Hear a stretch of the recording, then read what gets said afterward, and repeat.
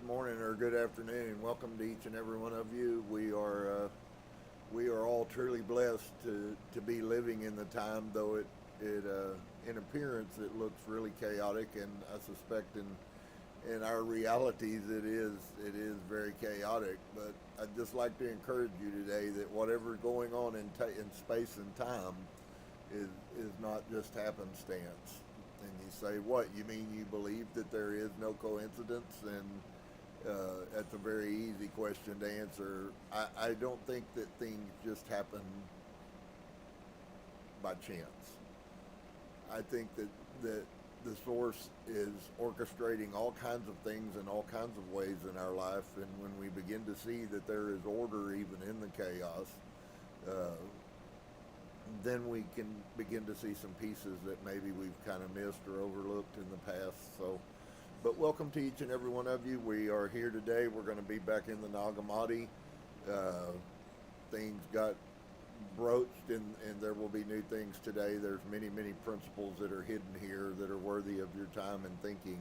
And from what we've seen on the Wednesday nights, it really seems quite amazing to me, because many of the lies that we've been told about Christianity, those things through both these ancient writings and Dolores's past life regressions, have really painted a completely different picture about who Yeshua was. And so if we can understand who the Nazarene is and what he did and what he didn't believe and what he did and what he didn't teach, and really, unfortunately, other than just the moving of the spirit and the psychic powers that we possess little by little as we grow, we get to form and see a completely different picture of who he was. And so if you missed Wednesday night, it was a really nice section in there about some of his thoughts and behaviors, and you can do well to ponder on those things a bit. And so, as I said, we are back in the Nag Hammadi. For those of you that have been with me, we're in the Gospel of Philip, and I think we left off last Saturday with the archons, and I know I dropped that seed, and then we went past there, and maybe some of you have thought about it and you have questions and stuff, and I think that's really good if you end up in that category. So we'll come to heart center together, and we simply bow in peace and namaste. I hope that your day is well, and that you are growing and learning as well. I know that people that I talk to have said that it has made a positive impact in their life. First off is the options that we have that were hidden from us, and so it then becomes up to us to find the path, which really, quite honestly, you really can't find the path without it. You have to find the path on your own. Now you say, so are you teaching separation? No, I'm not teaching separation. I'm just saying that until you learn the lesson, you'll never learn it. You can know about things, which is generally what Christian does, is it taught us to know about things. Well, we knew about this God that lives over in Israel. We knew about him, but we didn't know anything of him. And he wants us to know of him, and doesn't really so much seem to care what we know about him. Learn what's coming out of my mouth, and your life will be blessed. That's really simple, but sometimes hard to see. And so, as I said, we're in the Gospel of Philip, and I'm going to just read the archon statements. I did say last week, I do remember this, that I said something about we would go further when we get done with the Gospel of Philip. I believe that the archon tractate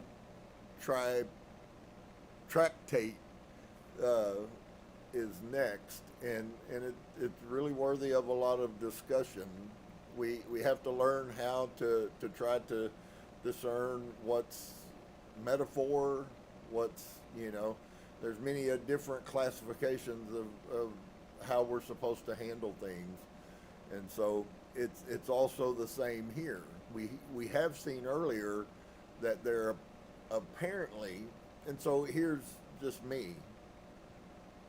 we have a God that is the collective, and it seems even if they're in rhetoric or even if they're in metaphor, that there are powers that are between him, inevitably what, see there I'm using linear thought process again, it, whatever it is that is what we call God, whatever that truly is, there seems to be a class of spirit forces between him and us. And we see that Philip, who was, you remember the guy, the Bible gives Philip a supernatural picture because why? He's caught on the road. He teaches the book of Isaiah to the Nubian guy, and poof, he's the first person. He didn't even need to say, "Beam me up, Scotty." He simply was taken to another place supernaturally, according to the Bible, that we know nothing about. Even that can be metaphor.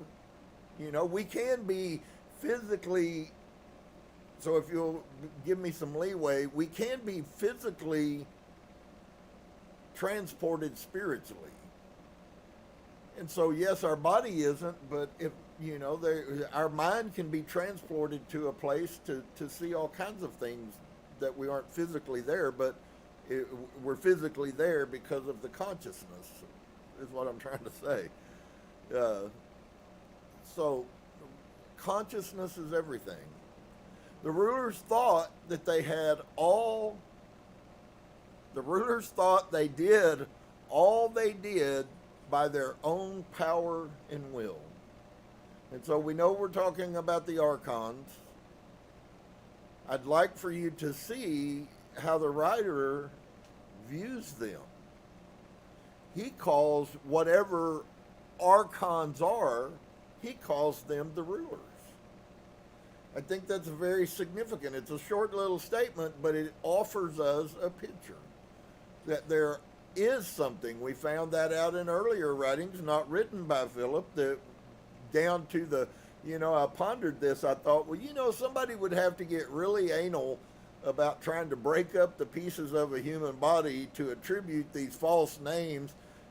You know, I don't say that there aren't people who are devious enough to do that, but that's a lot of concocting. And so I would then have to ask, well, where did that come from? Is that knowledge that was understood earlier that has totally been lost to us? That you know, you have to admit we really were programmed pretty hard into there's one God the Father, and there's a Son, and there's a woman who's not immortal, but she had the immortal Son of the immortal God. You have to admit that's a little bit hokey. So there are these things. They put the name of archons on them. Maybe we call them UFOs or aliens, and yet it's the same thing as archon. We do have sightings. We, at least people who say, now there again, all of these people may be liars, but you and I don't know that. I mean, they know that, but I don't. I didn't go around and do the alien police search on them, and, you know. But I have watched enough of them and their stories. It's kind of like the near-death experiences. You can choose to believe that that was just a mindgasm when somebody's in a lot of pain, like a lot of doctors sell it as, or you can begin to figure out that the spirit realm is real. And so the spirit realm, according to Philip, are the rulers. They're not God, but he calls them rulers. That's significant. Thought they did all they did by their own power and will, but the Holy Spirit was secretly accomplishing all. Where are y'all at? You with me? You tracking? You with me? Y'all aren't tracking with me. Yeah, maybe y'all aren't tracking with me. I don't know.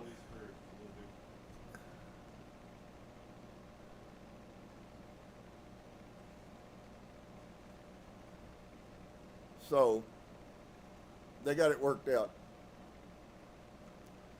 And so, but the Holy Spirit was secretly accomplishing all through them by the Spirit's will.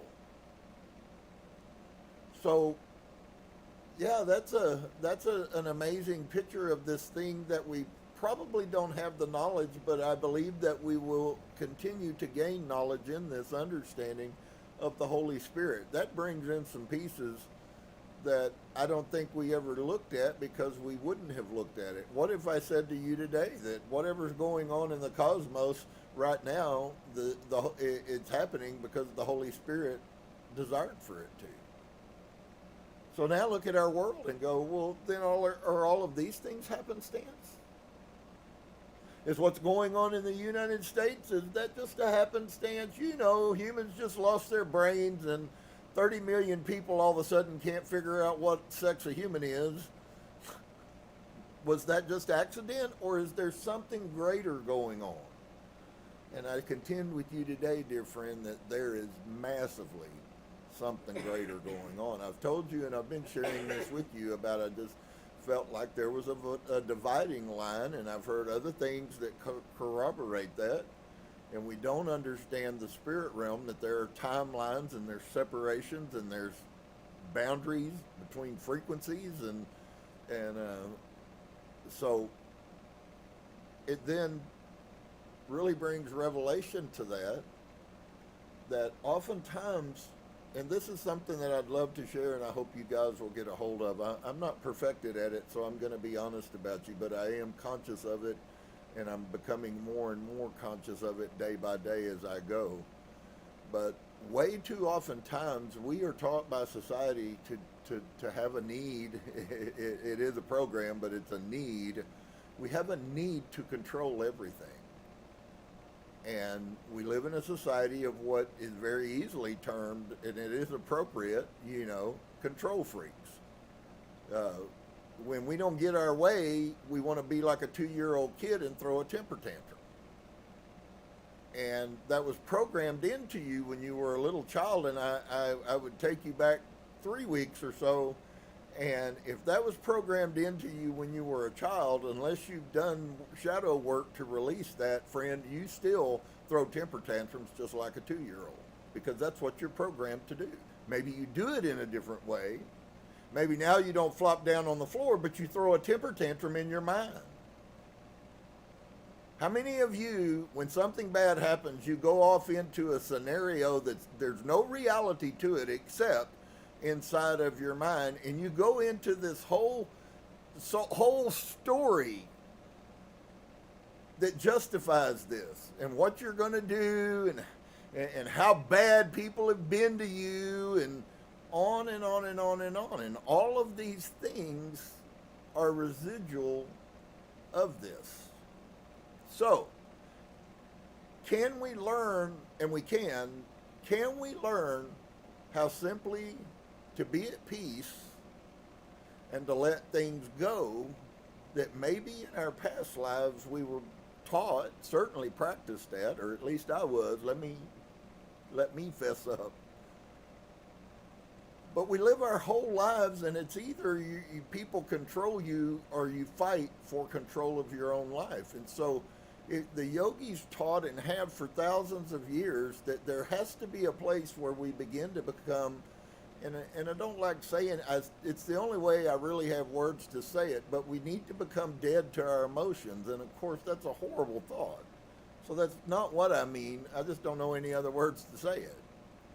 But we allow other people through emotions, whether theirs or whether playing on ours, to control us. And so really, as we work harder to become in control of more of our life, well, I'm not going to let them do that to me anymore, And what you don't understand is that they are doing it. They are doing it to you. The sheer act of it. So then how do we learn not to be dead, but in fact, on the opposite side, to be truly alive? And I think about those things. I think about Yahusha, a Hebrew of the line of David. If there's any truth to any of that story, that Mary was, this guy had the line of David on both sides. No finer specimen to begin with. His uncle was the richest man in Israel. So this guy didn't come in from some little guy sleeping out in a barn. Okay, he came in and was part of the elite of the nation of Israel. And yet he walks away from Judaism and goes to mysticism because he knows that's the truth. Or maybe, was it really that their society was split just like ours are, and there were the mystic Jews, which there were, and then there were the religious Jews. So then how different is that in America between Christianity and people who are becoming enlightened? I had an amazing thing yesterday, opportunity. I encountered a girl, and it was crazy. She was looking at my jewelry and stuff, and that's what started the conversation. But she said, I've really been on a journey this year, and my enlightenment is amazing. And I thought, do you think that's coincidence, or did Source send me here? And I offered her some words of encouragement and stuff, and so there was a benefit in it. But it was just, it's striking to me how more and more you're starting to see that people's minds are starting to waken up. And unfortunately, at the other side, and we're going to see some verses here in a little bit that tell us why we're seeing the divide that we are. Because just as there are people, dear friends, that are enlightening, there are people who are falling deeper into sleep. See, you know the line thing, right? All the way back to the Kabbalion. Whatever one is, quit being unbalanced and recognize the other side of it. Because it's there in every situation. And oftentimes we only lock into one part of it, and we totally forget that there's all of this that is associated. It's no better or no worse. And that's kind of one of the weird things about learning about Source. Source views things totally different than we do. And unfortunately, it's not always easy to change your mind from 60 years of what has been, or 70 years to what has been to what is. You know, I got lots of questions. Well, good luck with that. I can't find the end of questions. I don't know how to count the questions. I don't know the math that big. I'd have to have the IRS do that for me. So there's these rulers that exist in the spirit realm. Maybe they exist in physical form. It could very easily be that they were encountering alien beings at that time. And the problem is none of us know. I mean, you can suppose, you can use common sense, and that's a really, really, really, really good basis to start your journey with. But irrespective of that, and I'm trying to tie what's going on here with what our life is. Oftentimes we think we have control of our life. And it's only when we begin to truly awaken that we begin to see that in reality you never had any control anyway. The only control you had is how you were going to deal with whatever's presented. And I thought, I think I've lived a lot of unhappy years and a lot of unhappy situations because I didn't understand this principle. And I know I've said it a lot, but if everything that comes into our life is a lesson, then not only do we need to learn the lesson, we need to learn how to deal with the lessons. And sometimes you might learn the lesson right after you haven't dealt properly with it, and the thing that was supposed to be good and teach you something turns out to be you and a best friend hating each other. Okay, so it is important that we learn how to deal with that. How do we react to problems in our life?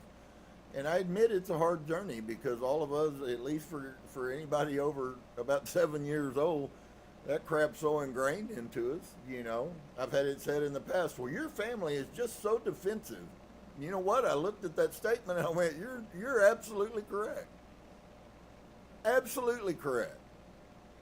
The minute that anything that isn't exactly as it should be is spoken, poof, defense comes. And so why? Because we haven't yet learned how to master that. And it should be a part of all of our journeys to learn how. If you are prone to a very, how do I say this? A very quick, heated, emotional thing, well, yours probably manifests greater or is more obvious to people. But I promise you, the people who are meek and mild have the same exact struggles that you do. They just choose to deal with them differently. And so if we could really grab a hold of, and I may not get any farther than this, and I don't really care if I do or don't, because I believe it's that significant. It seems like that's just, there's pieces of this that Source has been bringing like a magnet, they're coming to me. And so for each and every one of us, what if we could truly learn? I think I would lie if I told you that I have. I just have begun the first step, which is recognizing that I need to. The next will be the fulfillment of that. But how much do we really let people control us through our emotions? And you know as well as I do, your friend knows everything about you, so whether you're a hair trigger or whether it takes 10 pounds to pull that trigger is really irrelevant. What? They're both ends of the spectrum. You go quick, this one goes slow, but inevitably you both end up, how are you any different? You know? And so we just, you know, I think one of the things tied with affirmations that I'm constantly trying to share with you guys, of course we should start every day with this little light of mine, I'm going to let it shine. And that really is not that's not a ritual. It's actually more of a heart process. I just see today, no matter what I encounter, good, bad, indifferent, do I get angry when things aren't right? Yes. Okay? I didn't say that we're supposed to become emotional zombies. In fact, I think humans that have no emotions are pretty boring to be around. Okay? Some of the flavor of humans is their different emotions. You know, you go, oh, well, I know how that person's going to act. You've been there. So, I don't know.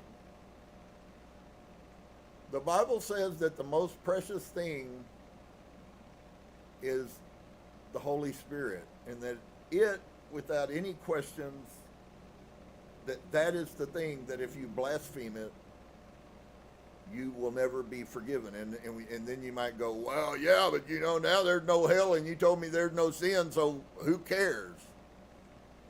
And I think if that's what you got out of it, you really, really, really might need to, you might need to do some examination in self.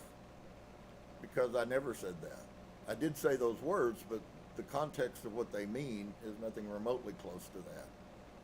I believe, in fact, I've said this also, I believe without a question that this journey is infinitely more work than following a bunch of man's rules. Because the difference between what I'm trying to teach and help people see is totally about me.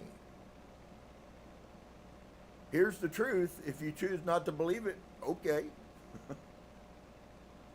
If you do, it'll affect you positively, but if you don't, then it'll just give you the other thing, which is the other end of the line.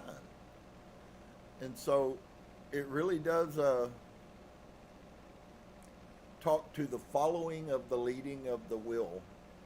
So you encounter a problem and you say, okay, Source, Spirit, because, you know, some people call it light. There's a lot of people that are even getting hung up on stuff like that. And for me, I have no problems understanding us as spirits, and that spirit is light. So, but some people have issues with that.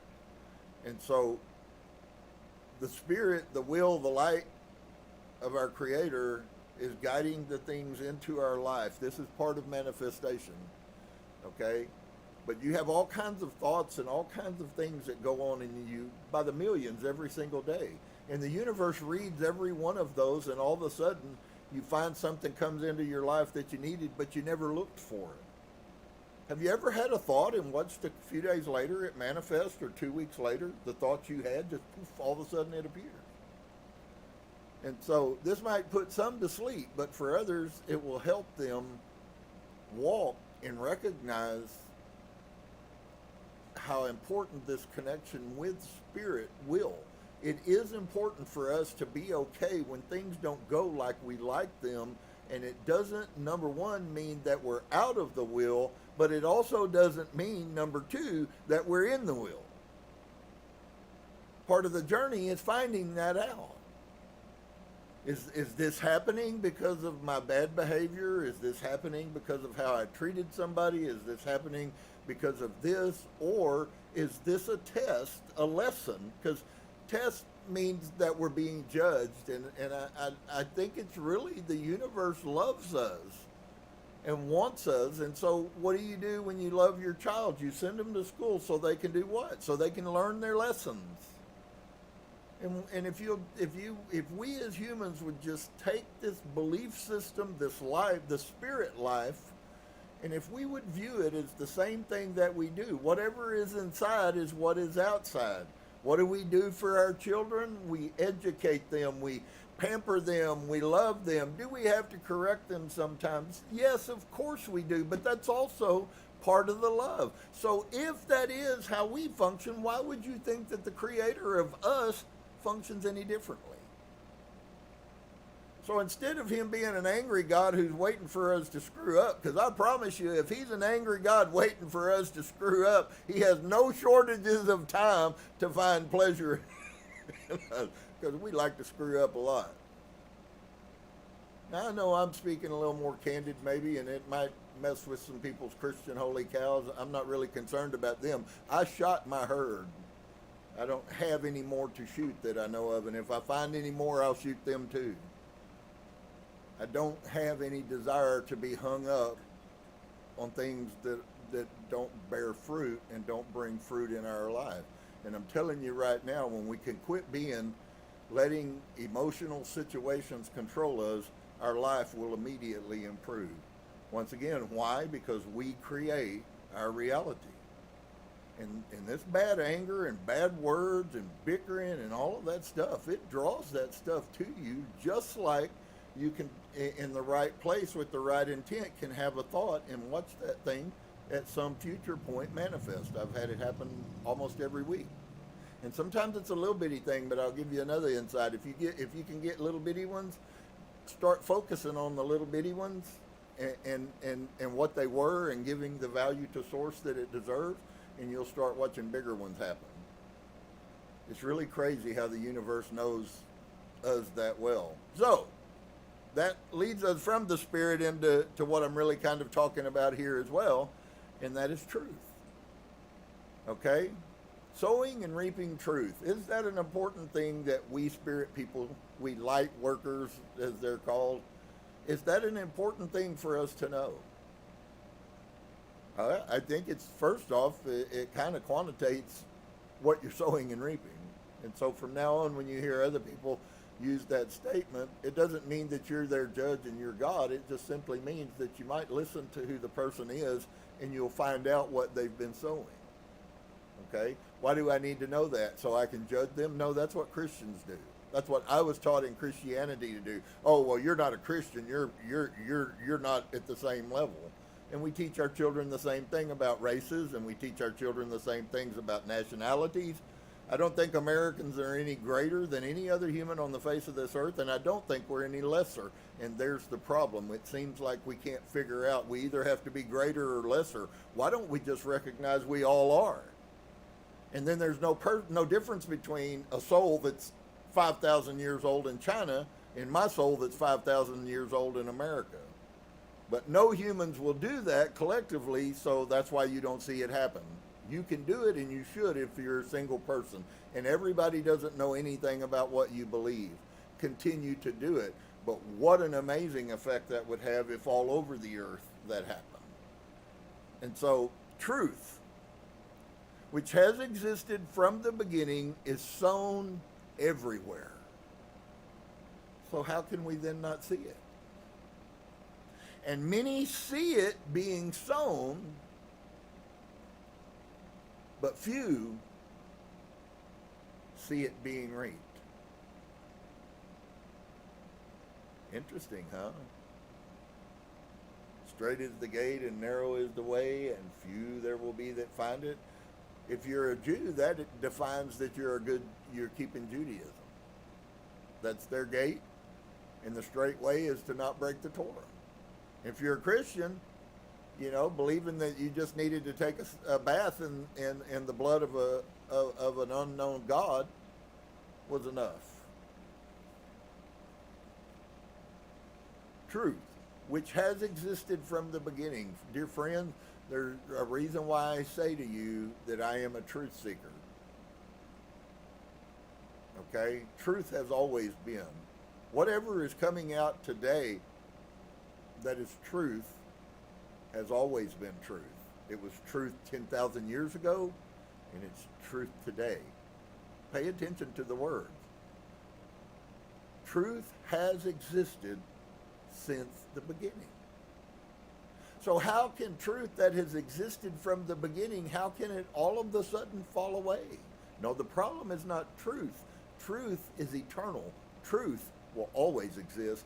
Christianity won't destroy truth, although it has tried for 2,000 years. But truth has always been, and truth will always be. Here's the kicker, though. Truth, which has existed from the beginning, is sown everywhere. And many see it being sown, but few see it being reaped.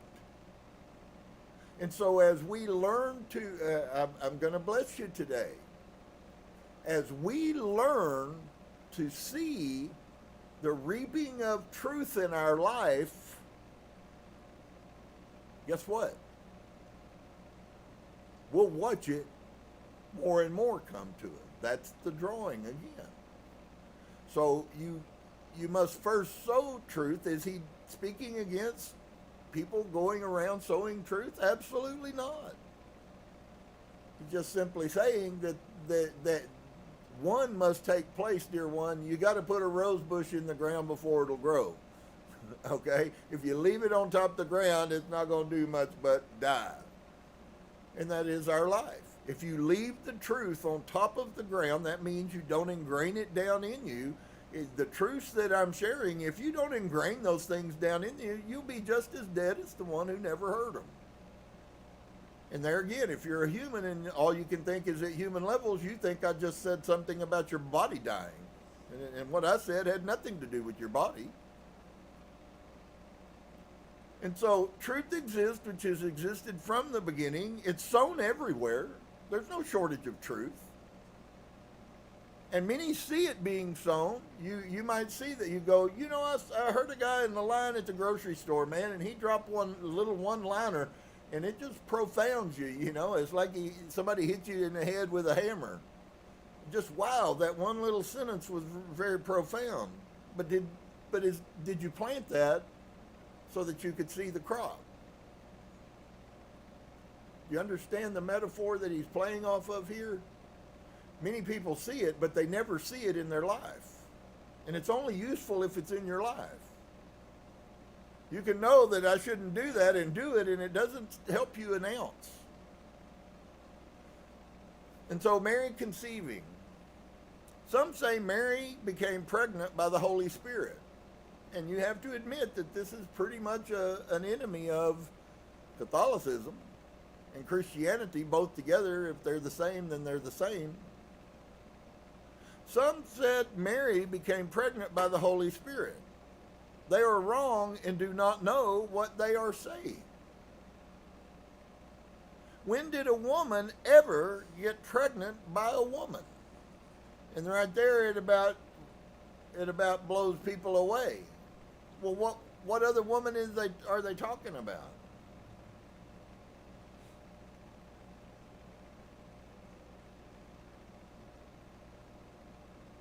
When did a woman ever get pregnant by a woman? Well, I guess we could have that in the mainstay. I could take that before Congress when they call me, and I could ask them the question.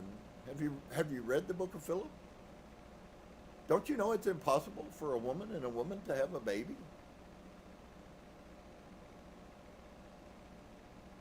Mary is the virgin who none of the powers defiled. So what does that mean? This is greatly repugnant to Hebrews, who are the apostles and apostolic persons. This virgin whom none of the powers defiled wished that the powers would defile themselves. Wow, they had modern thought processes in the ancient days. Wow. What if that isn't true? What we've all been told. In fact, what if none of it's true?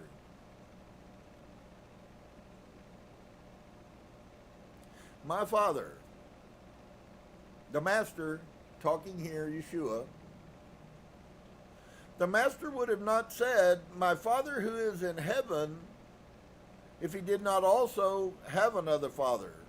He would simply have said, my Father. Does anybody understand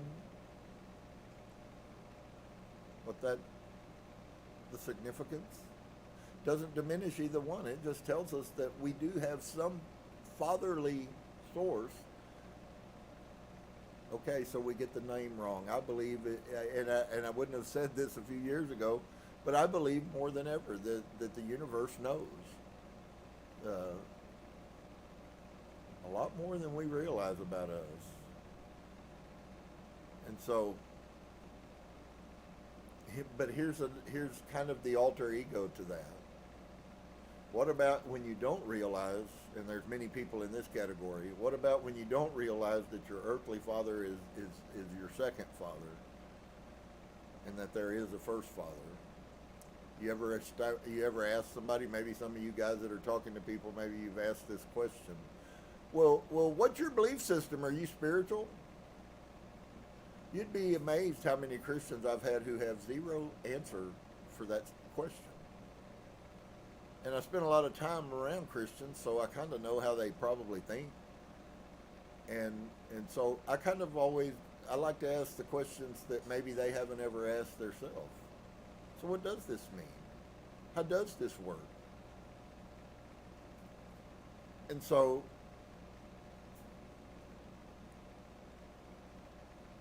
to take from every house, the Master said to the disciples, take something from every house and bring it to the Father's house.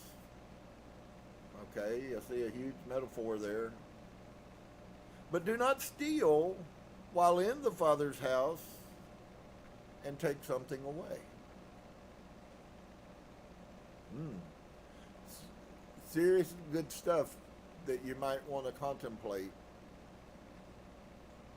Jesus is a hidden name. Jesus is a hidden name. Christ is a revealed name. The name Jesus does not exist in any other language, but he is called by the name Jesus. The word for Christ in Syriac is Messiah, and in Greek is Christos, and likewise, all other people have a word for it in their own language. Nazarene is the revealed form of the hidden name. And so what I kind of alluded to this on Wednesday night. Is it surprise you that this girl would speak and say those words in Dolores' book correlate perfectly with almost every situation where they're the same situation. You get the same answer out of both of them. So actually the name, it really was that he was called the Nazarene. That had significance.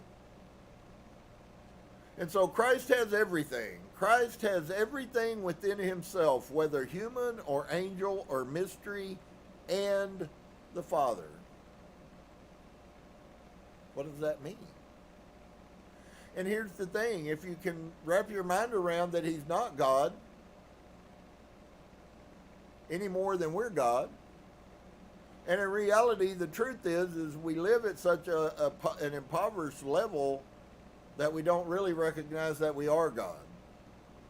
And I don't mean in the sense as the ultimate. There's no question when Yeshua said to the Hebrew leaders, don't you know that you are Elohim? If you listen to how he says that word, he was giving them an insight about themselves that the highest rabbis in the whole nation of Israel did not know. So he wasn't just teaching people. Every time when these Pharisees would come, and you see written in the Bible that the Pharisees came and asked him questions, he was being a teacher to them just as much because he kept putting stuff that troubled them. I've been told by my grandma my whole life, or I've been told by my dad my whole life, that I'm supposed to every day wash my hands and say, "Blessed be the God of heaven who gives us the commandment to wash our hands." And if you're in any connection with a rabbi and you pose the question after he says that bracha over washing his hands, and you simply ask him this question: "Would you please show me in the Torah where God commands you to wash your hands?" Did you know what his answer is? He can't show you. Why? Because it doesn't exist. And yet they quote that daily.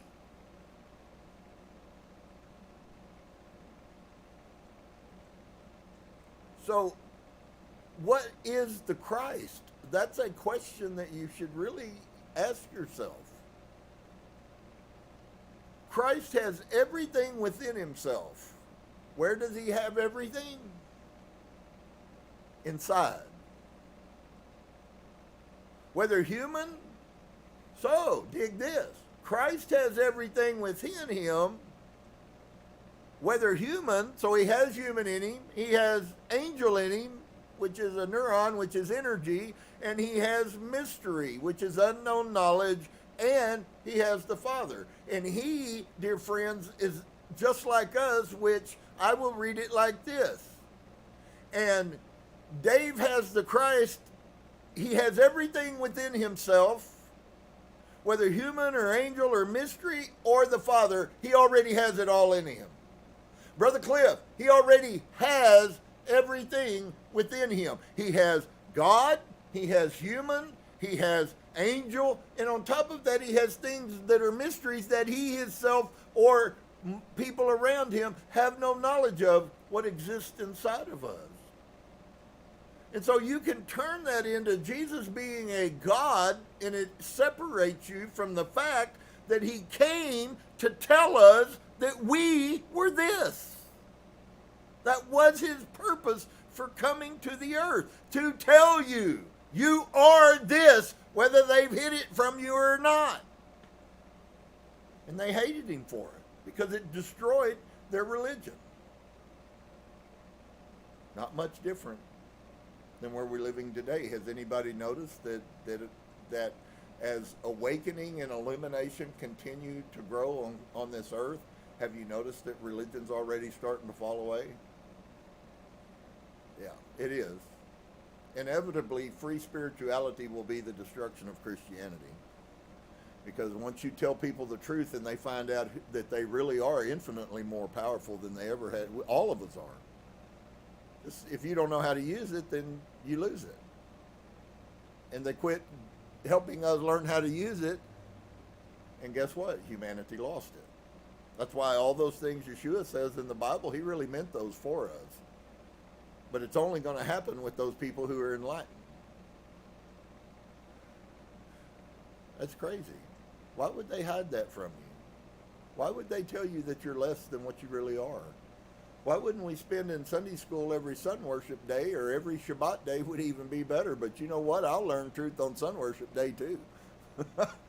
It's not really hung up on. It doesn't change the Shabbat. Just means that there's another opportunity. Yeah, I shouldn't close my eyes. Tomorrow I'm going to wake up and guess what, friend? It's not going to be Saturday. But my journey's not over. So what do? I'm on my journey. My journey requires me to do this, because I want to be successful at my journey. I'm not made to. If I don't want to be successful, don't do them. On the other side, if you want to be successful, you will do them. And you have to make that decision. And so Christ arose, then he died. This is a little backwards, a little play on words, but I promise you its truth is really significant. Those who say that the Master first died and then arose are wrong. So now we've had him correcting the lie that was being propagated, and I'm guessing it was being brought into society by religious people already at this time. We're talking about somewhere around the 100 AD year, 212 years before Constantine created Christianity. Stop and think about that, dear friend. From 70 AD, when Jerusalem was sacked, until 312 AD, there was no Christianity. Do you hear me? There was no Christianity. There were belief systems. So what happened in that 200 plus years? A lot of change can happen in 200 years. And so those who say that the Master first died and then arose are wrong. For he first arose and then he died. And see, if we're looking at the things from flesh to spirit, we probably won't see that. You have to look at the things from spirit to flesh. And so if someone is not first resurrected, in other words, if you do not first awaken, how can that person die? As God lives, that one would die. If someone is not first resurrected. A little bit twist on how we view reality. The precious and the worthless. No one would hide something valuable and precious in a valuable container. But countless psalms are commonly kept in a container worth only a cent. So it is with your soul. All right, here you go, friends. Soul lesson.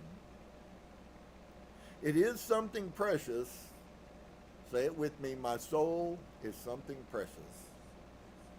Tell yourself that every day. Remember that you do have value.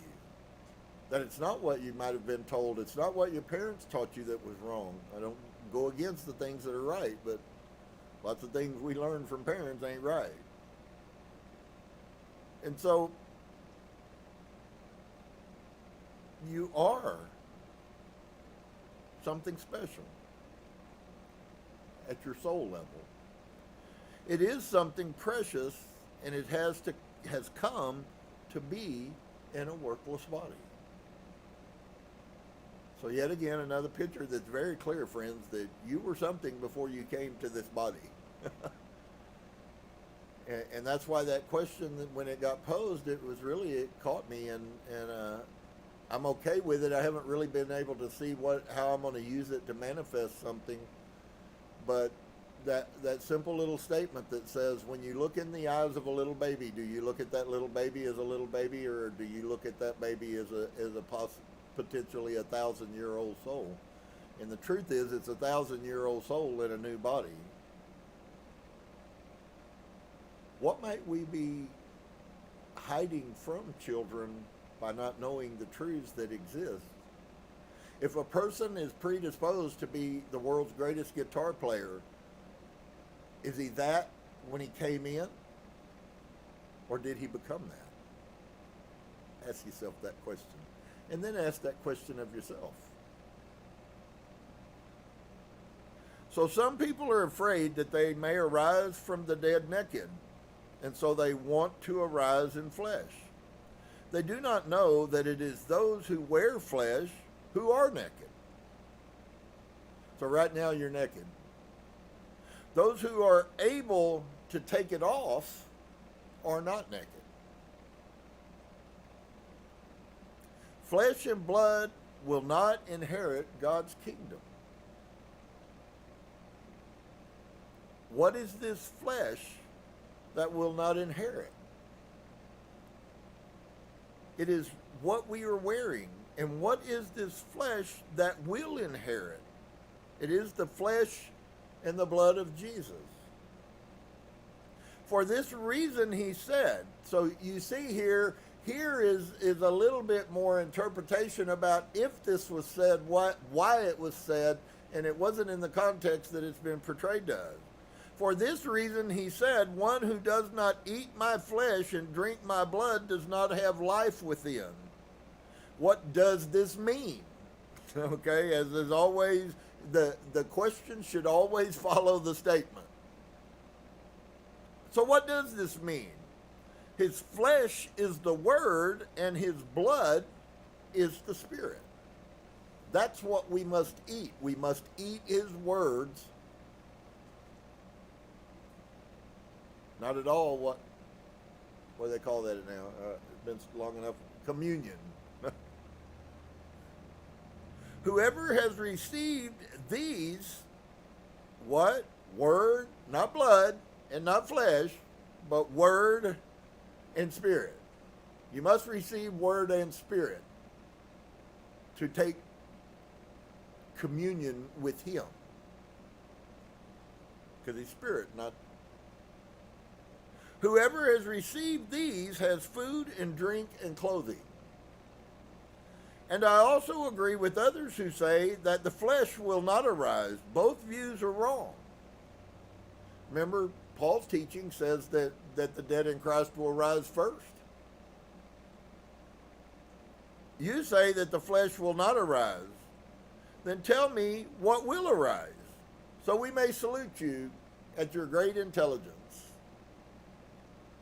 You say it is the spirit in the flesh and also the light in the flesh. But what is in the flesh is the word. And what you are talking about is nothing other than flesh. It is necessary to arise in this sort of flesh since everything exists in it. Is this world those who wear clothes are superior to the clothes? In heaven's kingdom, the clothes are superior to those who wear them. Another bit of a mind baffler. So I hope you'll take these. I hope some of you are motivated to come back from time to time and reread some of those things. There's really a lot. I mean, we're talking weeks to really break down and get into the difference and let it bloom like a flower in front of you, which I hope that some of you have discovered that that's the best way to learn, rather than trying to simply read something. How about you think about it for the next 7 days? You'll be amazed at how much that rose will blossom. But you have to look at it. And so we're going to take a few minutes here, and we're going to hopefully bless you guys with some music, and then we'll come back and we'll look at As a Man Thinketh, the path of a journey that all of us have to walk. It is amazing that we have as much control of things for being so out of control. And so I hope that we grab a hold to the lessons so that we can truly let go of control, and by doing so truly be in control. So shalom, and we'll be back in about 5 or 6 minutes.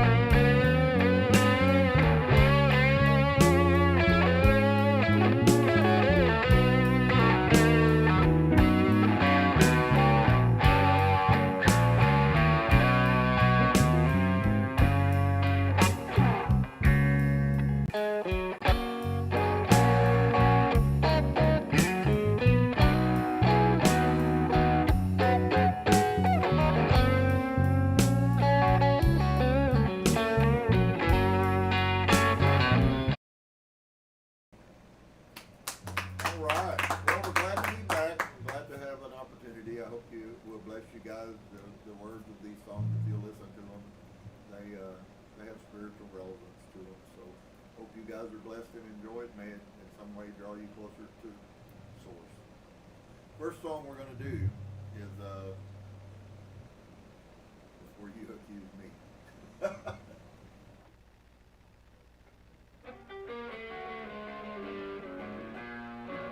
Before you accuse me, take a look at yourself. Before you accuse me, take a look at yourself. God open your own eyes. You can help someone else.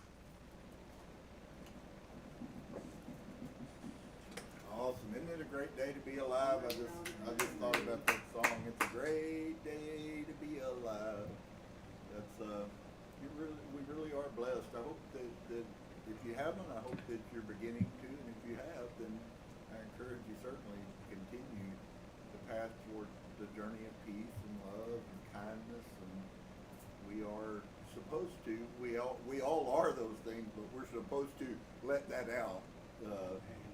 Sometimes we get a little bit stingy and we like to keep that part in because it's more protected inside. You know that's true. Most of the things that we don't do in acts of kindness often are because we're scared of getting hurt. And it is true that hurt hurts. It is true that we get hurt. It's true that people that we love hurt us, and we hurt people that we love. Those are all truths. And so the reality of it is, though, is that we still have to do it. And so the next song is about what he is to us and why, and what might be our motivation for doing what I just said, of letting our light truly out of us. What if we set our lives on a journey to duplicate as much as I can in this human body, that I duplicate the attributes of my Creator? Oh, now we just said a mouthful. And so it really is the most beautiful thing when you make the conscious choice to do what I just said. Because really that is the journey of true spirituality, is when I say the examples that I've had are not what I'm interested in following. The example that I want to follow is my Creator. And our Creator is kind, and He's loving, and He's just, and He's right. All of those things is what we should crave. In fact, we're working on a new song and going to have another one out, both of which at some levels speak to this. And so the next song we're going to do, though, speaks about, the name of the song is You Are So Good. And while that is a very true statement, I would like you to begin to say in your mind, while He is so good, I am becoming good. I am becoming like You. And if we'll continue that journey, friends, no matter how long we live or what the end of our life is like, I promise you it will be a journey that is worthwhile if we simply love and commit to Him to be in the image in which I was made. You are so good to me.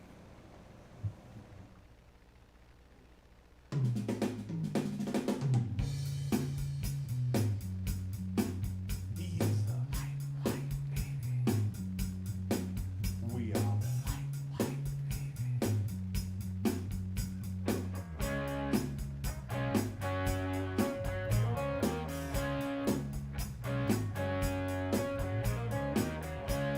You are so good to me.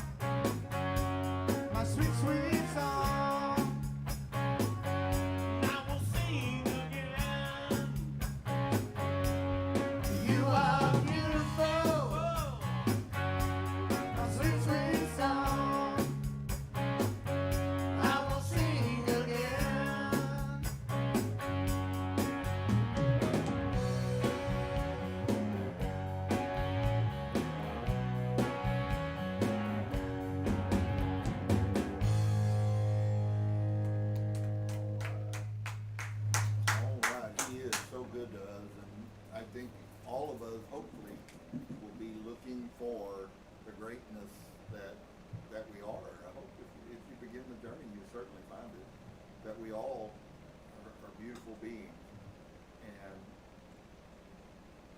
that is not full of pride. It's simply recognizing that I am should allow me to release a lot of the things that we've been programmed to be, and that's true for all of us. So in that way, one of the things that we release when we come to that enlightenment is gratitude. You hear lots of people talk about gratitude. Whether you know it or not, dear friend, gratitude will get you a long ways with the universe. The universe likes it when we are humble and when we recognize what our Creator has provided for us. And so that's a very, very positive thing.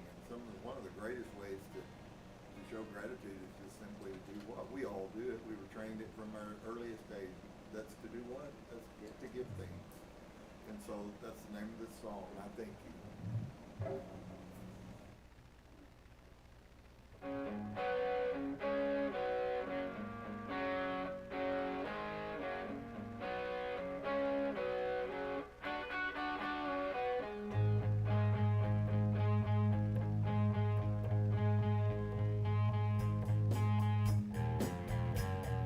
Didn't have to love us, but you did, but you did, but you did.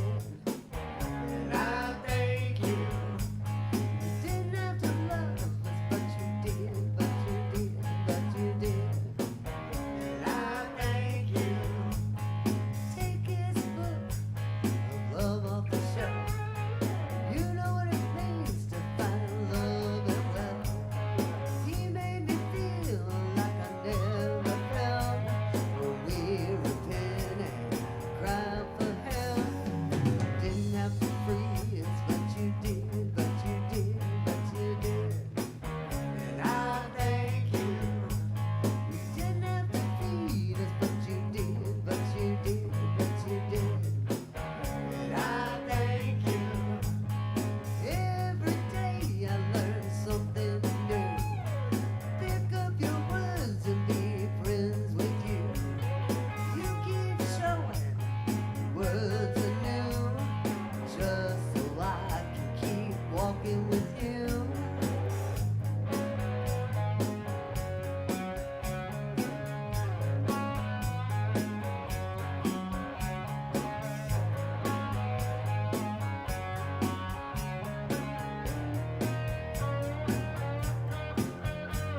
You didn't have to love us, but you did, but you did, but you did. And I thank you. You didn't have to make us, but you did, but you did, but you did. And I thank you. All my life I've been in pain. About your love, Creator, life's a shame. But now I know what enlightenment's talking about. Open my heart where I can praise and shout.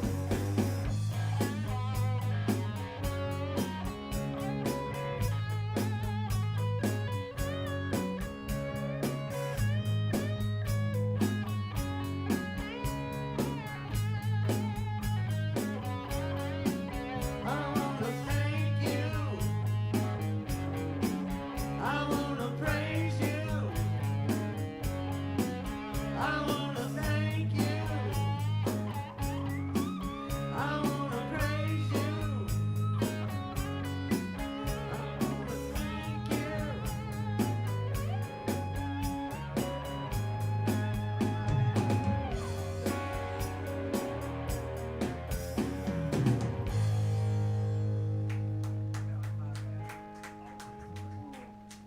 Oh my goodness, what a wonderful opportunity that is to be able to do that, and we can do it at will, anytime, all day long would be a really good thought process. How do I walk every day being thankful for all that Source has given me when life sometimes throws so many hard curveballs?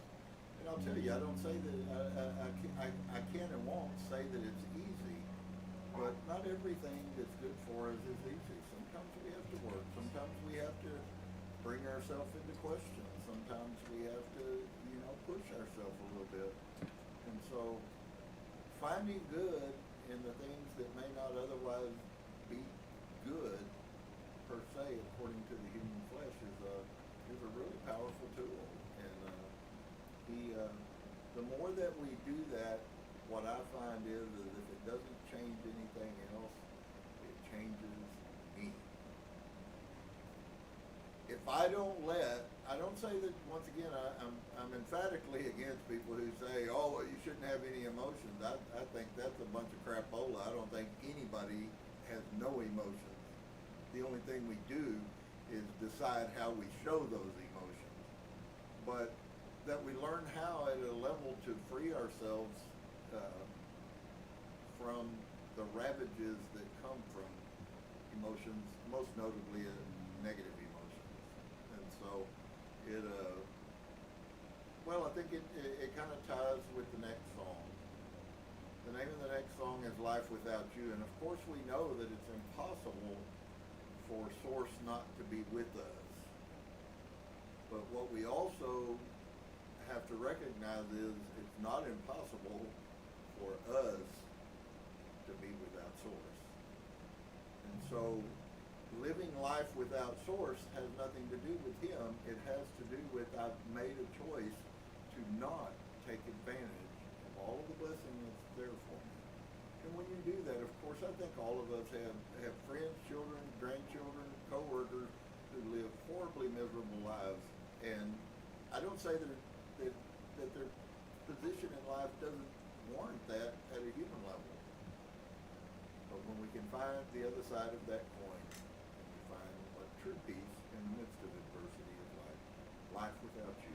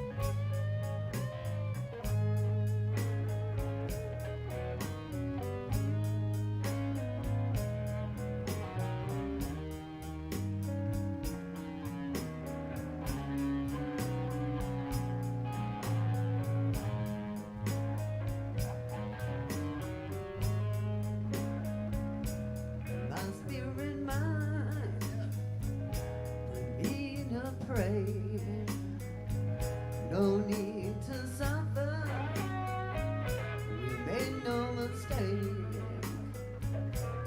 I call your name. I call your name, you're always there.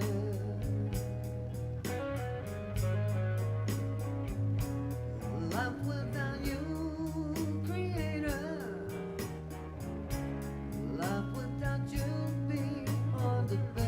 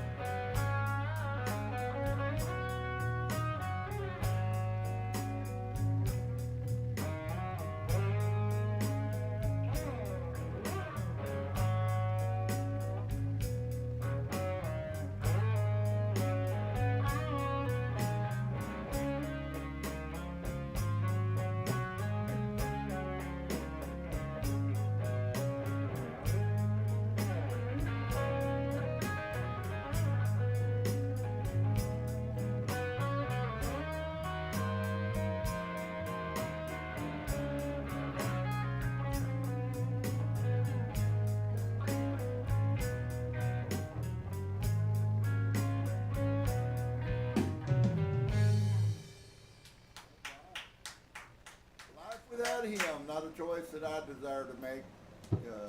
I want a life full of him. So we'll be back in just a minute.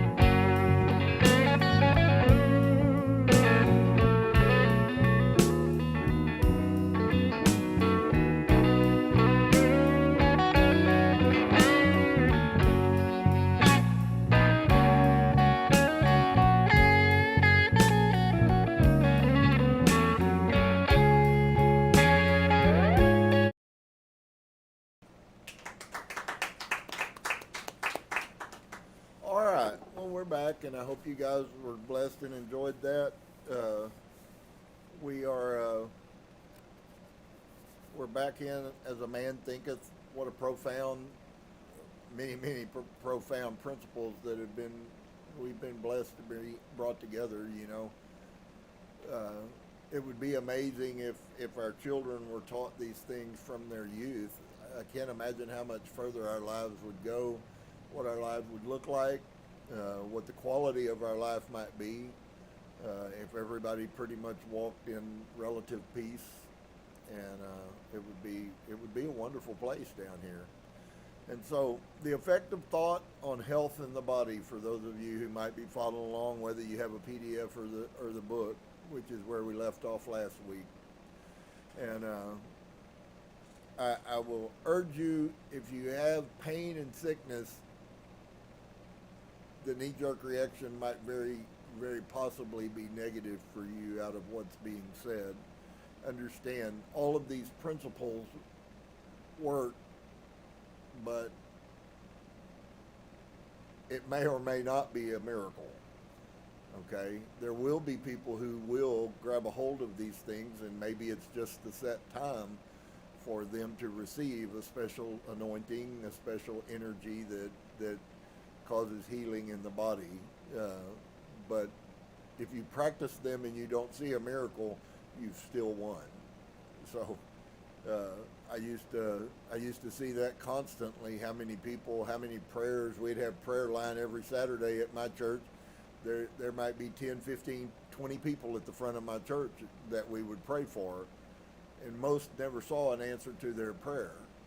And I don't say that there weren't any, because there were, and I don't say that it was even that infrequent, because it really wasn't all that infrequent. But my point is that many people never get the answer to their prayers. And I think if you will, today, as we go through this chapter, I think you will actually see that maybe there's room in all of us to change our perception, whether you be young or whether you're an old person that's been living like you have. I would rather come to the end of my life and live my life and find the truth at the end than I would to never find it. And so the effect of thought on health and the body. Remember, the book is As a Man Thinketh. So everything we're going to encounter here has zero to do with other humans. It has to do with what you already possess the power to accomplish inside of you. But you have to apply yourself. And so the body is the servant of the mind. We think that, and many live, and we allow our lives to function off of the base of just the exact opposite of that. And so our body is not what is preeminent. Our mind is what is preeminent. It obeys the operations of the mind, whether they be deliberately chosen or automatically expressed. At the beating of unlawful thoughts, the body sinks rapidly into disease and decay. So here's a question I would pose in light of that statement. Is it possible that we see so much sickness in our society because of the condition of our minds? Is it possible that we have so much cancer and we have all this other stuff? Now, I'm not even saying that it's a person who has a cancer, it's an indicator of the person, because we're collective. And until you remember that and you continue to go back and go, okay, well, I can be doing everything right, but everyone else is doing everything wrong, and then ask the question, is that going to affect me or not? Well, of course it does.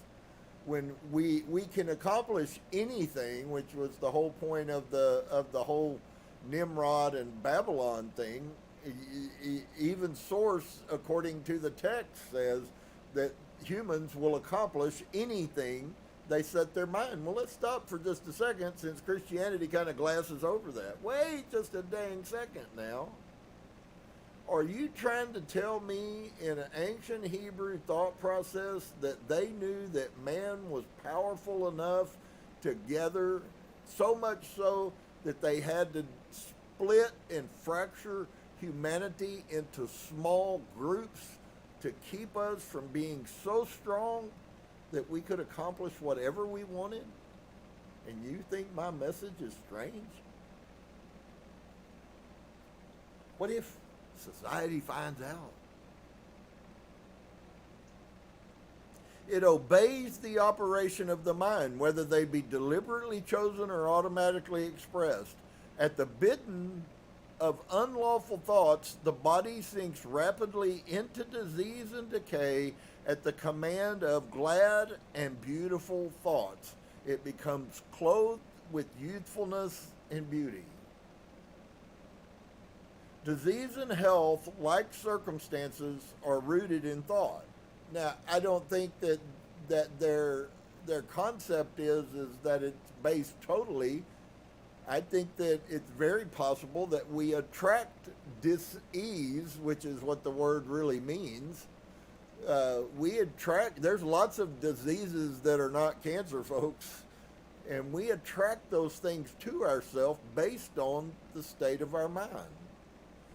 And at the bidding of unlawful thoughts, the body sinks rapidly into disease and decay. At the command of glad and beautiful thoughts, it becomes clothed with youthfulness and beauty. Disease and health, like circumstances, are rooted in thought. Sickly thoughts will express themselves through a sickly body. Thoughts of fear have been known to kill a man as speedily as a bullet, and they are continually killing thousands of people just as surely, though less rapidly. The people who live in fear of disease are the people who get it. These principles go back. Let's look at the oldest known Hebrew text, which is what? It is the book of Eob. What does Eob say? Exactly what you just read. Whatever it is that a man thinks, that's what he will receive. So if I think bad thoughts, then I receive bad thoughts. Whatever I fear, which is always, we seldom fear being successful. We seldom fear having more than enough, but we often fear not having enough, or being unsuccessful, or not being liked, or we're not pretty enough, or we're not strong enough, or we're not. And if you guys understood, a lot of what has been politicized in our society is used against humans. They know these basic tenets. If you can get little girls to be scared that they're not pretty enough, friend, you just controlled them. And where do the little girls in our society, what is one of the most common things amongst teenage girls? Self-esteem. Instead, if we know that, and we do, instead, why wouldn't we be trying to do things to lift them up, to lift their esteem up so that they wouldn't be weak, so they wouldn't be tricked, so they wouldn't be caught, so they wouldn't be trapped? Wouldn't that make sense? Well, how would we do that? Can we send them to school and teach them classes where they tell them how not to be something? Or is that something that has to be sown into them in love from the earliest days of their life? Why? Because then it becomes part of their programming. I do have value. My daddy loves me, and my mama loves me, and my creator loves me, and my friends love me. And is there going to be somebody who comes along and kicks that love me out from under you? Yeah, absolutely, every single time. But it doesn't mean that we should stop teaching that. It just simply means that it's a side effect. There are people who don't love you, right? But it ain't my mama, and it ain't my daddy, and it ain't my grandparents, and it ain't my friends, and it ain't myself, most importantly, because most self-esteem issues come out of lack of love for self. If you can learn to love yourself in the proper manner, it won't matter as much what other people say. And so disease and health are like circumstances. They are rooted in thought. Sickly thoughts express themselves through a sickly body. Thoughts of fear have been made known to kill a man as speedily as a bullet, and they are continually killing thousands of people just as surely, though less rapidly. The people who live in fear of disease are the people who get it.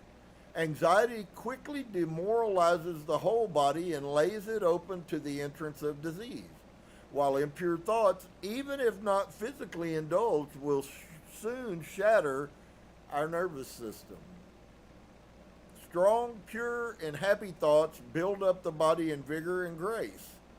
Now, this is a process, a lifetime. If you haven't done that for most of your life and you haven't taken care of yourself and you've had a bad attitude and you have negative thoughts, and as many of us have lived in that realm, just changing your thought processes for 2 weeks is probably not going to cause your sicknesses to go away. And some of the sickness damage that gets done to our body is never going to be healed. It's permanent, which is also something that children should be taught. And so, but I love this part. Strong and pure and happy thoughts build up the body in vigor and grace. That's across the board. No matter where I am. If I'm 2 days on the edge of death and I find the truth out, I'm still going to feel better for those 2 days simply because I found out, hey, it's not, I wasted a lot of time, but you know what? God loves me and I'm okay, and it'll be okay if I die. Wow, what a difference between what most humans experience. And so the body is a delicate and plastic instrument which responds readily to the thoughts by which it is impressed, and habits of thought will produce their own effects, good or bad, upon it.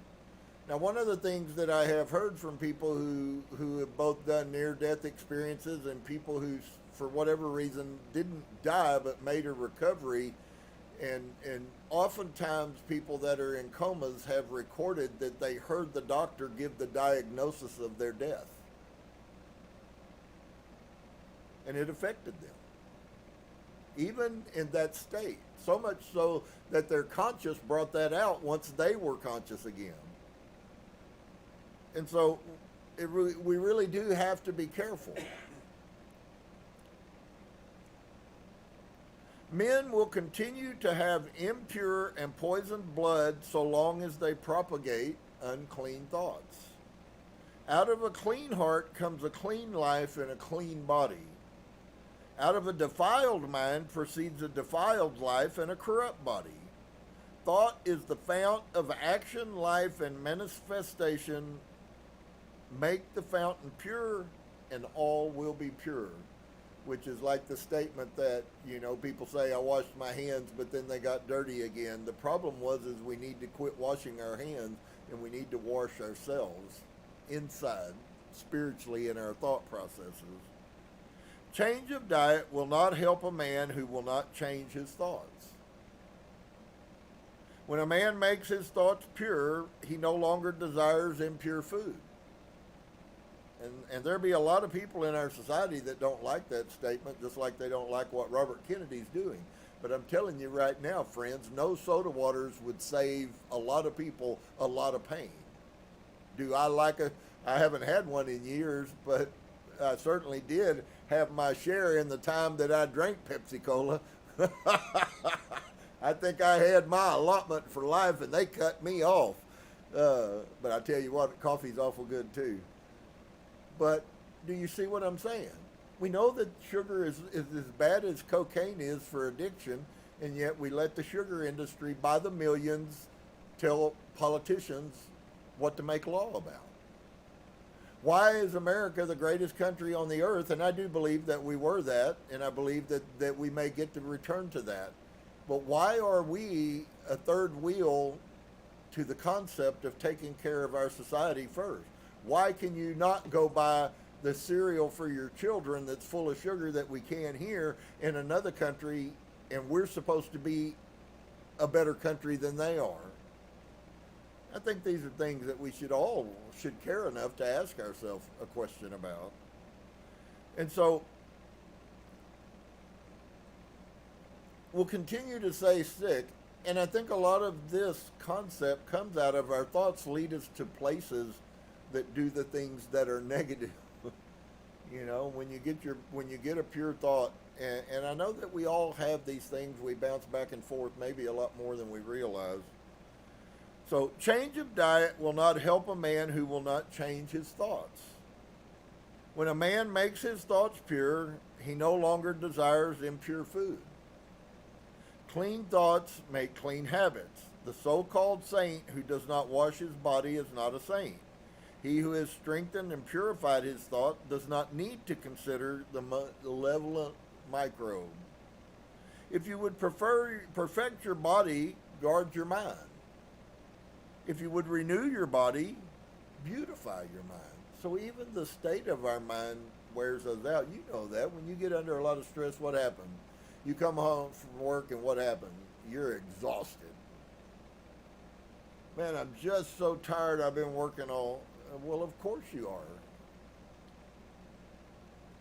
If you would perfect your body and guard your mind, if you would renew your body, beautify your mind, and thoughts of malice, envy, disappointment, despondency rob the body of its health and grace. So look at this, dear one. All the things that we inadvertently are taught through the course of our life, unforgiveness is very destructive. Hate is very destructive. Anger is very destructive. And you could go on with the whole list of those things. And they may not, it might not be like, well, you did that, you hated somebody and you thought you sent energy that was really evil energy that you wouldn't want somebody to send to you, and yet you're angry for whatever reason, or you're letting your emotions rule, and you do this thing, and then you wonder why it seems like you got the worst end of the deal than they did. Maybe you ought to listen. Those things affect us. Our thoughts have power. And I don't think that we've been taught nearly enough. I don't think it's been made to be nearly important enough. Although I do hear some people here and there that are in the world that are speaking little pieces of metaphysical truth. You'll hear it. Somebody will make a statement and it'll pop out, and you go, that's metaphysical right there. That is mystical. That is truth. And so a sour face does not come by chance. It is made by sour thoughts. I know lots of people walk around, they always got a sour face. Wrinkles that mar are drawn by folly, passion, and pride. I know a woman of 96 who has the bright, innocent, and face of a girl. I know a man well under middle age whose face is drawn into inharmonious contours. The one is the result of a sweet and a sunny disposition, and the other is the outcome of passion and discontent. And I think there's another piece of this that goes with that, because I think that people who are at peace and in harmony, as I said last week, I feel like Source is kind of speaking alignment, and disharmony and alignment or out of alignment are relatively the same statement, so they do very much go together. But when we become harmonious with Source, I think we look younger, even if we don't look any younger. I think we look or perceived as being that because we smile. The first time, maybe some of you it's happened to, but I have had it happen multiple times, that you go in a place and like maybe you don't know the people, and somebody will say something about, oh, well, how are you today? And my response is, well, I guess. No, that's what it used to be. But I have somebody say that, and I'll say, wonderful. Today is wonderful. And recently I had somebody that I made that statement, and they looked at me and had the most horrible scowl on their face, and they got offended because I said today was wonderful. And so what we're reading here was, what was the difference between my disposition and that person's disposition? But here's the other side. What in reality might have been happening in my body because of my energy level, and that person's body because of their energy level. You can't vibrate at high vibrations, friends, when you're dense and on the bottom end. You just can't do it. I don't care how much you convince yourself you're spiritual. You can't walk around unhappy with a scowl on your face and be vibrating high. The two just do not go together. That's an oxymoron if there ever has been one. What you are showing is what you are feeling. And so it is made by sour thoughts. I don't like to think this. Does this mean old folks have sour thoughts?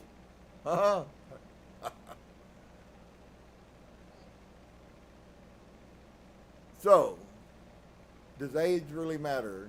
I'm sure she looked just as old and wrinkled as any 96-year-old woman, but her spirit was anything but that. And as you cannot have a sweet and a wholesome abode unless you admit the air and sunshine freely into your room, so a strong body and a bright, happy, and serene countenance can only result from the free admittance into the mind of thoughts of joy and goodwill and serenity. So once again, by our minds, we really do create our reality. I have a peaceful reality in spite of all of the chaos. That ain't always easy. But we have to learn to do it anyway. What is the value? What is the worth? Is it worth it more for you to take care of yourself and be at peace, or is it worth it more for you to get hung up in everybody else's drama at their will so that you also can suffer with them? Sometimes some of these things come to self-preservation, really. On the faces of the aged there are wrinkles made by sympathy, others by strong and pure thought, and others are carved by passion. Who cannot distinguish them? With those who have lived righteously, ages calm, peaceful, and softly mellowed, like the setting sun. I have recently seen a philosopher on his deathbed. He was not old except in years. He died as sweetly and peacefully as he had lived. And you know, I showed you guys, I don't know, maybe a month or so ago, I guess it was, where that in the ancient past, during the course of like the pre-Yeshua time, and that's why we see these pictures in the Old Testament of Abram and all of the other ancient, those are probably literal, but they're also metaphoric speaking to us when we read these things about they pulled their feet up in the bed and they had their family, they brought their family, they gave the rules or what they desired with their sons and their daughters, and then they pull themselves up in the bed and it seems as if they just go to sleep and their spirit just leaves. There's no pain, there's no anguish, there's no upset. There's simply, hey, I want you guys to know that I'm not going to be here anymore, but I promise we'll see each other again. And so there is no physician like cheerful thought for dissipating the ills of the body. There is no comforter to compare with goodwill for dispensing the shadows of grief and sorrow. To live continually in thoughts of ill will, cynicism, suspicion, and envy, hello, is anybody awake today? I'm going to say this over again just because it needs to be said over again. To live continuously in thoughts of ill will. It doesn't mean you will exhibit all of these. You probably will at some level, but it does mean you will exhibit some of them, and the ones that you do exhibit will be horribly detrimental, not against other people, but against yourself. And those things are ill will, cynicism, suspicion, and envy. Is to be confined in a self-made prison hole. And if you'll stop and think, if you're not that person, if you will stop and think, you've known more than one person that was that person. But to think well of all, to be cheerful with all, to impatiently learn to find the good in all, such unselfish thoughts are the very portals of heaven. And to dwell day by day in thoughts of peace towards every creature will bring abounding peace to their processor. I like that. Anybody on board with me? You know what? God dang it, we ain't got most of this stuff probably in us. Honestly. But the truth of the matter is am I going to let somebody else's behavior deter me?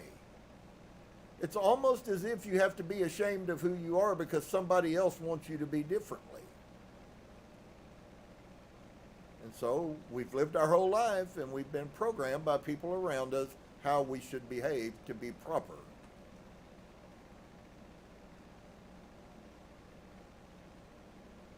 Until thought is linked with purpose, there is no intelligent accomplishment. With the majority of the bark of thought is allowed to drift across the ocean of life, Aimlessness is a vice, and such drifting must not continue for him who would steer clear of catastrophic and destruction. They who have no central purpose in their life fall an easy prey. Oh, get it. So you're not going to like this. I want you to judge yourself. I judge no man. They who have no central purpose in their life. This is applicable to every human being. Fall an easy prey. And then the list. And you discern, hopefully, honestly, how many of these apply. Petty, worries, fears, troubles, and oh, here's the one, self-pitying. All of which are indications of weakness, which lead just as surely as deliberately planned sins, though by a different route, to failure, unhappiness, and loss. For weakness cannot persist in a power-evolving universe. Wow, that was a mouthful of wisdom right there, my friend. So then all we need to really ask ourselves is about 4 questions. Am I constantly hung up in petty stuff? Am I constantly whining and complaining about things that really don't mean anything? If I am, then I need to look at that. How about am I constantly worried? Constantly worried, constantly worried. Well, the house might fall down and the car might break and yada, yada, yada, yada, yada, yada, yada. I got 1,000 more worries every day. I'm so worried. I'm so scared of what might happen. I might walk out the door and I might fall down. But then if I don't walk out the door, I might still fall down. So do I walk out the door and fall down, or do I stay inside and fall down? And if that's not enough, I got many more of them for you. Or fears. Many of you talk to yourself all day long, and all you do is encourage yourself that you have every reason to be fearful. Well, they won't like me, and they don't want it, and they don't, and they don't, and they don't. And listen, all of us are subject to these, maybe differing on each individual item, but we're all subject to these. Every one of us have done all of this. And then those focus on troubles. Nobody knows the trouble I've seen. Yep, you're right. Nobody wants to either. And self-pityings. Well, it's always you picking on me, or I'm always the one that's wrong, or everybody's mean to me, or many of you have been that, and many of you have heard that. It's not about that it annoys other people. This isn't about that you annoy other people with some of these bad behaviors. It's about the destruction that they do to you personally. People are going to take their list and then they're going to incorporate how they address that, how they react to that. All of which are indications of weakness, which lead just as surely as deliberately planned sins, though by a different route, to failure, unhappiness, and loss. For weakness cannot persist in a power-evolving universe. You'll notice many of the writings that they'll say that's the manly thing to do. Weakness, by people other than our society, in our society they glorify weakness. Outside of our society, friends, strength is what gets glorified. A man should conceive of a legitimate purpose in his heart and set out to accomplish it. He should make this purpose the centralized point of his thoughts. It may take the form of a spiritual idea, or maybe it's a ideal, or it may be a worldly object according to his nature at the time being. But whatever it is, he should steadily focus his thought forces upon the object which he has set before him. He should make this purpose his supreme duty and should devote himself to its attainment, not allowing his thoughts to wander away in ephemeral fancies, longings, and imaginings. This is the royal road to self-control and true concentration of thought. Even if he fails again and again and again to accomplish his purpose, as he necessarily must until weakness is overcome. So back to what we saw this morning. Oftentimes these things are come and we see them because we got defeated, we failed, we lost, however you want to perceive that. stop next time and tell yourself, well, the universe sent this so I could learn how to overcome it. How would that change your performance if you did that? From the victim to the victor. Well, I didn't accomplish it yet, but goodness, I recognize that I have to accomplish it. And so then what happens? You have another test. And what happens? Then you decide what you are going to be again. And maybe you are not able to complete it again. That's okay. You're going to have another one that comes, and then you get to decide, am I going to be a victor or am I going to be a failure? Okay, well, I was a failure again. And that cycle goes on. I don't think that Source stops. I think there are people who will go their whole life and never learn the basic lesson that they needed to learn before they could move on. And so it's then up to us to figure out, do I want to learn? Do I want to learn these lessons? How do I change this about myself? And so he should make this purpose the centralized point of his thoughts. It may take the form of a spiritual ideal, or it may be a worldly object. Really doesn't make any difference.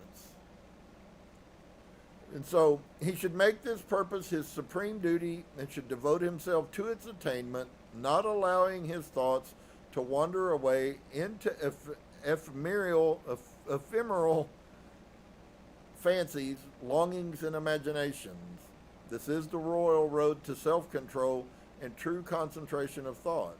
Even if he fails again and again to accomplish his purpose, as he necessarily must until weakness is overcome. So instead of a sign that we're bad, it's a sign that we're weak and we need to get stronger. That's a kind thing. The strength of character gained will be the measure of his true success, and this will form a new starting point for future power and triumph. Those who are not prepared for the apprehension of a great purpose should fix the thoughts upon the faultless performance of their duty, no matter how insignificant their task may appear. Only in this way can the thoughts be gathered and focused, and resolution and energy be developed, which being done, there is nothing which may not be accomplished. The weakest soul, knowing its own weakness and believing this truth that strength can only be developed by effort and practice, will thus believing at once begin to exert itself, adding effort to effort, patience to patience, strength to strength, and will never cease to develop and will at last grow divinely strong. So if you continue to tell yourself you are something negative, and you'll just continue to be that. You'll continue to make that. You'll continue to manufacture that. And if you don't, then you have to change something. So as the physically weak man can make himself strong by careful and patient training. So that no matter where we're at, if we're willing to do the work and we're willing to focus and we're willing to meditate and we're willing to do, we can grow into a new person, no matter who we are or where we are. But if we're not willing to do that, then while we may mentally ascend to changing, there's not going to be much change, because you're not doing what's necessary to bring change into your life. And so, to put away aimlessness and weakness and to begin to think with purpose is to enter the ranks of those strong ones who only recognize failure as one of the paths to attainment. And so that's an affirmation you could say. I see the path of attainment as failure. That's why you'll hear them, psychology says words like, well, who was it? Was it either Franklin or Edison or something? They tried 150 things that didn't make a light bulb. I think it was Edison that said that. And his younger under him was discouraged by the fact that they had had so many failures. And he goes, look, man, that's 150 we don't have to check no more. It's really simple sometimes, but and maybe some people are just more gifted with being able to do it. But there's a lot of people walking around muttering to themselves about how they failed. And as long as you continue to do that, it'll continue to destroy you.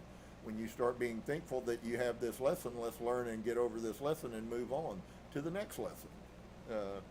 I think that's really the power, is the desire to recognize that, so what? What difference does it make if I failed? I've failed millions of times. Doesn't change a thing. God doesn't hate me. He's not mad at me. And I desire to continue to go forward because I believe more in myself than what this behavior is showing. And so when we do such things, they manifest very strongly in change in our life. Some of you recognize that, and some of you are experiencing pieces of that. And so, shalom to each and every one of you. I hope that you'll grab some of this stuff. It's good stuff. It's a slow process, and sometimes it's kind of difficult, but it's definitely worth it. So, peace to each and every one of you. I hope you have an amazing week coming up, and we'll hope to see you back. We'll be back on Wednesday at 7 o'clock, and if our Creator wills, we'll be back next Saturday at 2. Shalom again. Namaste.